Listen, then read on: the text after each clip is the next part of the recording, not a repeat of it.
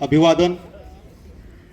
छत्रपती जाणता राजा युवा प्रतिष्ठानच्या माध्यमातून गेल्या 17-18 वर्षापर्यंत विविध प्रकारचे उपक्रम राबवले जातात.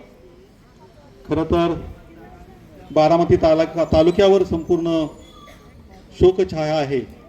दादांच्या निधनामुळे सर्वच ठिकाणचे कार्यक्रम रद्द झालेले आहेत. त्याला अनुसरूनच आपण प्रतिष्ठानच्या वतीनं पण साधेपणानं यावर्षी शिवजयंती साजरी करीत आहोत. विद्यार्थ्यांच्या कलागुणांचं कौतुक व्हावं या उद्देशानं गेल्या 12 वर्षांपासून आपण वक्तृत्व स्पर्धेचं आयोजन करतो. हे या स्पर्धेचं प्रतिष्ठानचं 13वं वर्ष आहे. गेल्या 12 वर्षांमध्ये थोडक्यात एक तप झालं.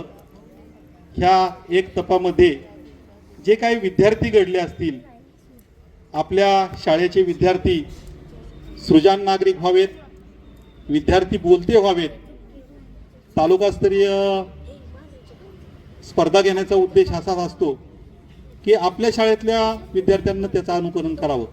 याच उद्देशाने आपण गेल्या 12 वर्षांपासून या वक्तृत्व स्पर्धा राबवत आहोत.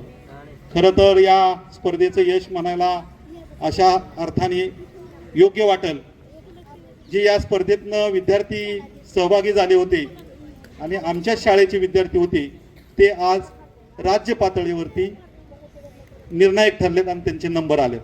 खरं तर ह्या स्पर्धेचा आम्ही अशा प्रकारे थोडक्यात सांगू शकतो. याच स्पर्धेत सहभागी झालेले विद्यार्थी आज व्याख्याते झालेले आहेत. तेही या स्पर्धेचं आपण यश मानायला हवं. केवळ प्रतिष्ठानच्या वतीनं शिवजयंती निमित्तच विविध उपक्रम राबवले जातात असं नाही. गेल्या वर्षभरामध्ये म्हणजे गेल्या 12-13 वर्षांमध्ये विविध प्रकारचे उपक्रम राबवले जात असतात. या सर्वच उपक्रमांचा मागचं सिंहावलोकन करायचं झालं तर असं लक्षात येतं की दरवर्षी आपण विद्यार्थ्यांसाठी आणि विद्यार्थ्यांच्या पालकांसाठी वेगवेगळ्या उपक्रमांचं आयोजन दरवर्षीच करत असतो. विद्यार्थ्यांबरोबरच निसर्गाशी आपलं नातं असावं या उद्देशानं आपण वन्यजीवांसाठी गेल्या वर्षी उपक्रम घेतला. आपल्याही त्या स्मरणात असेल, आपण लांडगा संवर्धनासाठी विशेष प्रयत्न केलं होतं. मला वाटतंय आपल्या शाळेबरोबरच परिसरातील 4 शाळांमधून जनजागृती करणं आणि एकमेव हा प्राणी असा आहे की त्या प्राण्याचं संवर्धन होणं गरजेचं आहे. जागतिक पातळीवरती नोंद घ्यावी अशा प्रकारचे काही ठराविक प्रजाती आणि त्या आपल्या भागात आहेत. त्याच्या संवर्धनासाठी प्रतिष्ठानच्या वतीनं गेल्या 3 वर्षात आम्ही सातत्याने प्रयत्न केलं होतं.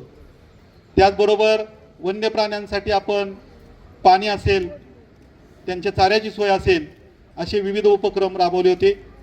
कोरोनाच्या काळामध्ये काही लोकांना अन्नसाठ्याचं काही पुरवठा असेल, त्याचबरोबर वर्षभरामध्ये आपण महिलांसाठी जे उपक्रम राबवतो त्यामध्ये गौरी गणपती सजावट स्पर्धा ही पण एक विशेष असते. या गौरी गणपती सजावट स्पर्धेमध्ये पर्यावरण त्याचबरोबर सामाजिक घडामोडी यावर आधारित देखावा सादर करणाऱ्या महिलांना आपण बक्षीस देतो. केवळ बक्षीसच नव्हे तर त्यांच्यासाठी आपण ट्रिपचं पण आयोजन केलं होतं. मागच्या वेळी त्यांना देवदर्शनाची पण आपण ट्रिप घडवून आणली होती.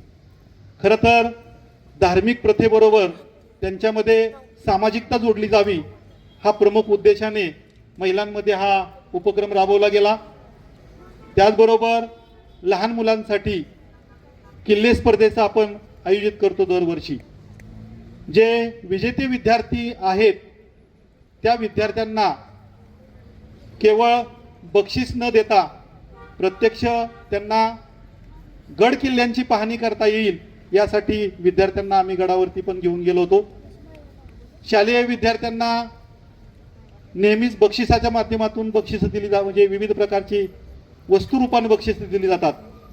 पण आपण विद्यार्थ्यांची क्षेत्र भेट म्हणजे उदाहरणार्थ रेल्वे स्टेशन पाहणं असेल तर रेल्वे स्टेशन पाहायला सुद्धा आपण प्रतिष्ठानच्या वतीने विद्यार्थी नेले होते. सर्वच उपक्रम वर्षभरामध्ये विविध माध्यमातून चालू असतात. खरं तर विद्यार्थी जर सृजन नागरिक घडला तर गाव सृजन होईल, हेच ब्रीदवाक्य डोळ्यासमोर ठेवून गेल्या 12 वर्षांपासून आपल्या प्रतिष्ठानचे अध्यक्ष जितेंद्रजी पवार यांच्या मार्गदर्शनाखाली या प्रतिष्ठानचे विविध उपक्रम चालू असतात.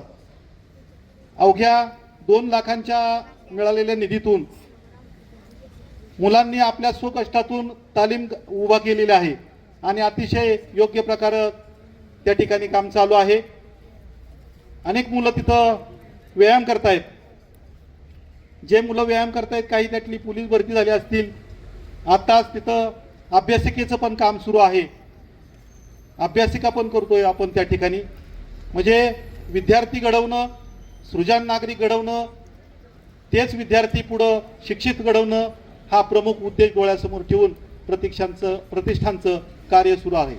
या परिसरामध्ये एक NGO म्हणून ही संस्था कार्यरत आहे.